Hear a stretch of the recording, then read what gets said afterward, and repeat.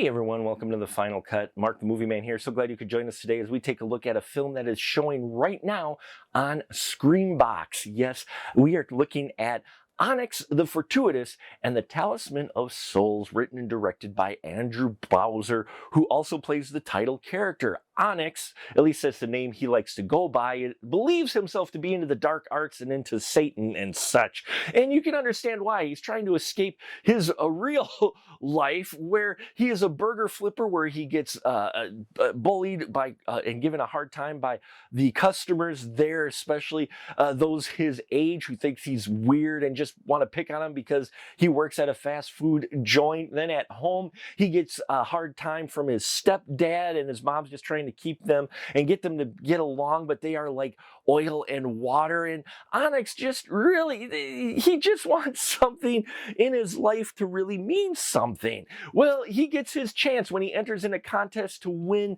a possible opportunity to visit the estate of Bartok the Great and partake in an ritual to raise Abaddon. And well, he wins that contest and goes out there to that estate with the other winners, and they meet Bartok the Great, and they're ready to raise some hell, but little do they know that Bartok has his own agenda, and they are part of it, but not in the way they think. And we see how one by one Bartok uses them as part of his grand plan, and the rest of the group try to figure out the mystery of what Bartok is up to and how to stop him.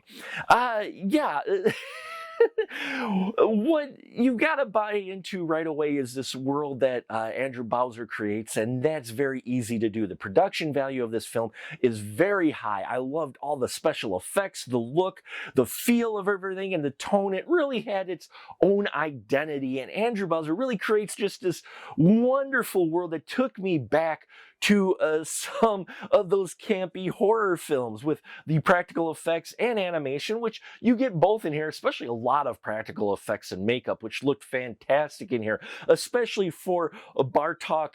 And as he starts to collect victims, I loved the makeup effects for that. It was both creepy and funny, which this film is. It is intended to be a comedy, and there were many, many times I found myself laughing out loud. Now, Onyx the Fortuitous, played by Andrew Bowser, is based off of a character that he had done on YouTube for a series of shorts, which really took off. And at times, I really enjoyed the Onyx character, and then there were times when he kind of grated on me a little bit.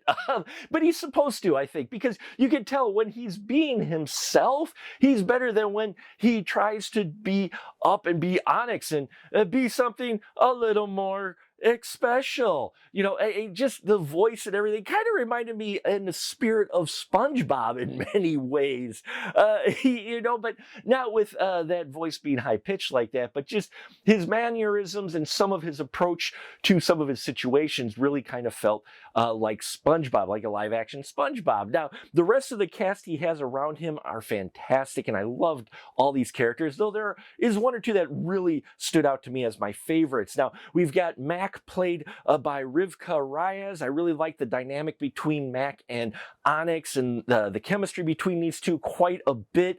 Their scenes were really solid, and yeah, I just enjoyed this character.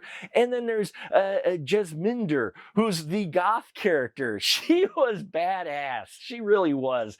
Played by Melanie Chandra, and yeah, just this character that someone that you would want to be in the situation when you're at this big gothic type house and dealing with magic and the dark arts, someone that you want there with you. And yeah, she was totally badass. And then we have in here probably my all-time favorite character out of the entire group. And like I said, everybody does well, but the entire group, I really enjoyed Mr. Duke.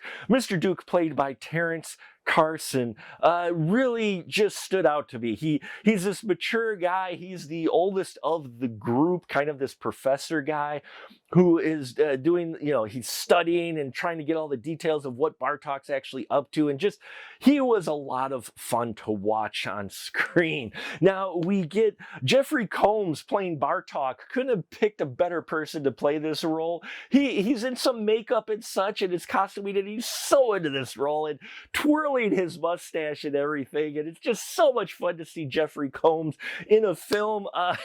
And here he is playing it up just the way you want. And then of the people who aren't supposed to be the good guys, Farah, who's played by Olivia Taylor-Dudley, she's a character I would love to see a film just of her and her origins and such. And she's got this bit of a sass to her. She really, her and Bartok's banter especially really made for some hilarious moments. And overall, she's just a solid character. So yeah, this world that they build is fun. The makeup and production design is great. And out of all the people that we are introduced to, I will say Onyx was the one that took a little while to really get behind. But again, I think you're kind of supposed to in this respect. But it's a solid, entertaining film that if you like your zany, weird horror comedies, you're going to want to check it out on Screambox, folks. I had a lot of fun with it, and I think you will too. So there you have it. Please, if you have seen this film, leave your constructive comments down below. Check out our Patreon if you haven't already. I thank you for your support, and until next time, remember, keep that ticket stub.